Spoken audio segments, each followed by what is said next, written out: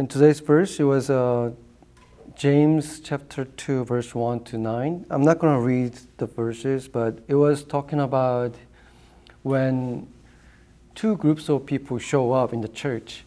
Like one group of people were very rich and they were wearing very nice and luxurious garments and wear the nice golden rings like that. And you can see they're very rich and powerful people.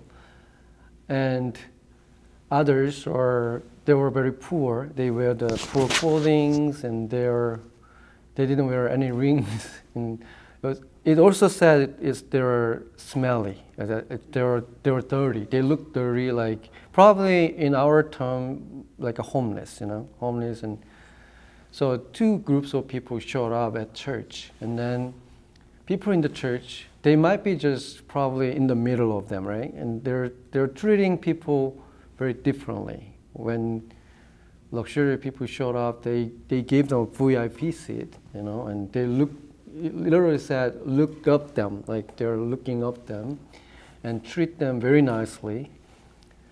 And when the poor people showed up, they're saying, you can sit wherever is available, it says footstool. Footstool is where that you put your foot, right? So it could be like a doormat. They're saying you can sit doormat or whatever.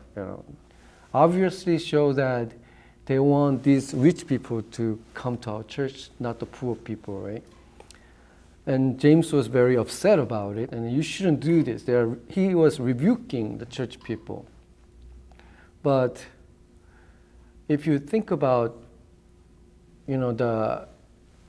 their time, not our time, right? Our time, it's furious. When you see those things, and you have a right to upset about those things, right? But back then, there was a social class. I mean, very distinguished social class.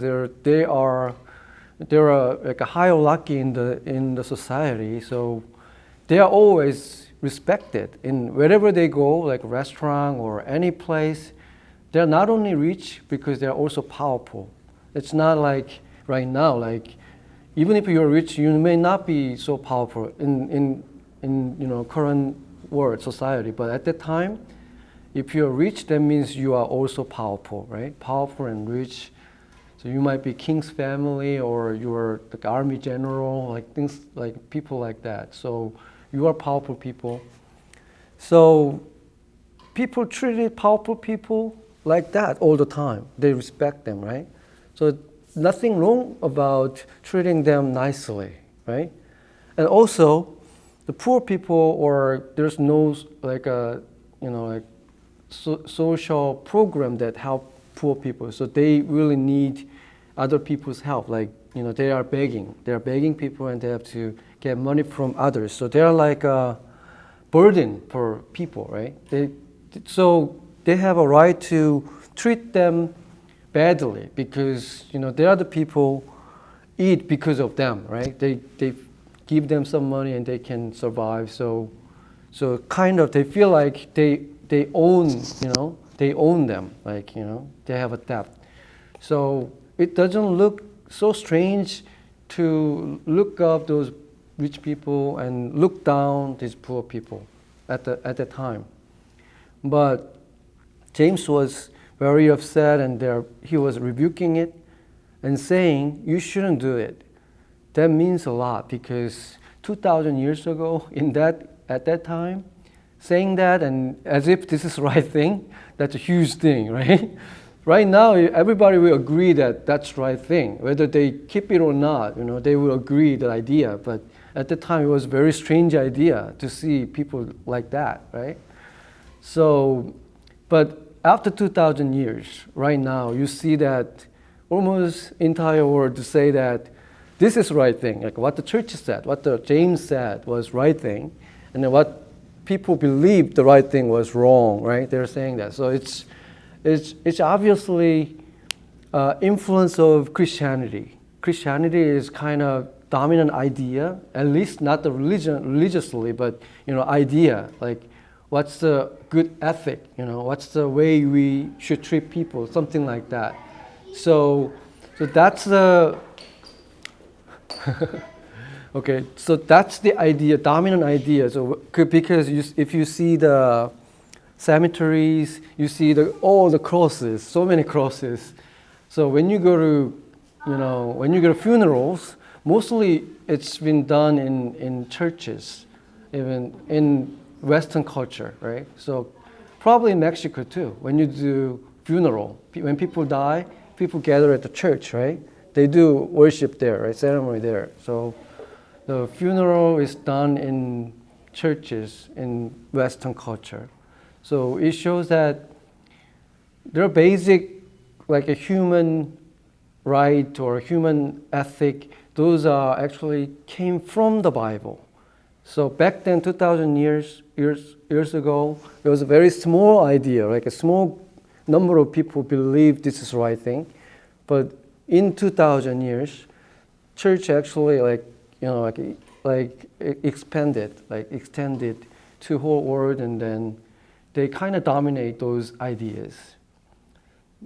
But I also said, even if they do, even if it's an idea that they believe this is the right thing, but people don't really do it, right? As you see, like I said, even in the amusement park in South Korea, like a couple of years ago, I visited there. When I was living in Korea, and that amusement park, whether you have a lot of money or not, you have to wait. If you want to take, that ride, you have to wait for like 30 minutes or 1 hour, sometimes more than that. But a few years ago, when I visited there later, they had a certain pass that if you pay more, you don't have to wait that long. So you can just ride it right away. I mean, that made me sad, So, I mean, I know that when you take, when you take the train or airplane, there are always like a first class, second class, third class. If you pay more, you don't have to wait, and you can even lay down in the first class. But in the third class, you have to sit like this. That's how world works. So you see that you experience that all the time in the Broadway or anywhere. If you pay more, you will sit in the VIP seat and be nice and comfortable. If you don't pay that much money, you have to sit in the uncomfortable seat. That's how, I guess capitalism and the world that we are living, basically, like that. But amusement park is, it's for kids, So the poor kids and rich kids have a different experience there. So I was pretty upset, So, but we are taking it, it's what can we do? It's all business, and it's business oriented. So they have a right to do that. So I can't say anything. But I heard a news in New York Times that one church, a very famous church in New York City, it was a very popular church, and there was a scandal happened in the church, and the senior pastor had to step down because of that. But in that article, it shows that in that church, if you are rich or if you are a very famous person, like maybe politically and also celebrity, then you can sit in the VIP seat in the church. So that made me really upset, and I couldn't understand. How could church do that? I was very upset. But at the same time, it's kind of strange that why New York Times criticized that behavior, right?